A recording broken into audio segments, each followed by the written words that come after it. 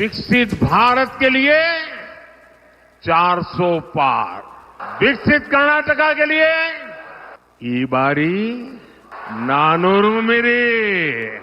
ഇത്തവണ 400 അടിക്കുമെന്ന് നരേന്ദ്രമോദി ആവർത്തിക്കുമ്പോൾ കഴിഞ്ഞ തവണ 26 എംപിമാരെ സംഭാവന ചെയ്ത കരുനാട്ടിൽ BJPക്ക് ഒട്ടും ആശാവഹമല്ല കാര്യങ്ങൾ.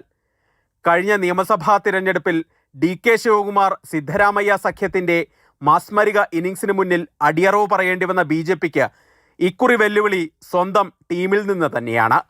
നിയമസഭാ തിരഞ്ഞെടുപ്പ് പരാജയത്തിന് ശേഷം സംസ്ഥാന BJPയുടെ കടിഞ്ഞാൺ വീണ്ടും യെദ്യൂരപ്പ കുടുംബത്തിന് നൽകിയതിലെ അതൃപ്തി പൊട്ടിത്തെറിയിലേക്ക് നീങ്ങുകയാണ്. സംസ്ഥാന BJPയുടെ മുഖങ്ങളായ KS ഈശ്വരപ്പ, സദാനന്ദ ഗൗഡ, നളിൻകുമാർ കട്ടീൽ, CT രവി എന്നിങ്ങനെ പോകുന്നു അതൃപ്തരുടെ നിര.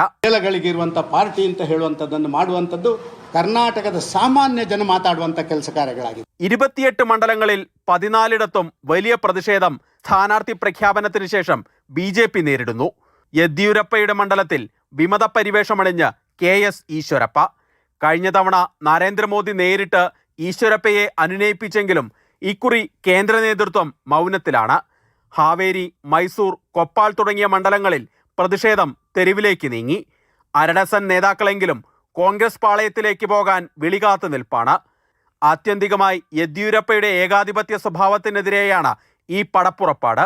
ഇതിന് സംഘടനാ ജനറൽ സെക്രട്ടറി BL സന്തോഷിന്റെ മൗനാനുവാദവുമുണ്ട്. ആരാണ് കേമൻ എന്നുറപ്പിക്കാൻ ഇരുവിഭാഗവും ആഞ്ഞു ശ്രമിക്കുമ്പോൾ തിരിച്ചുവരവ് സ്വപ്നം കാണുന്ന താമരയുടെ തണ്ടൊടിയുമോ എന്നാണ് ഏവരും ഉറ്റുനോക്കുന്നത്. മാതൃഭൂമി ന്യൂസ്, ബംഗളൂരു.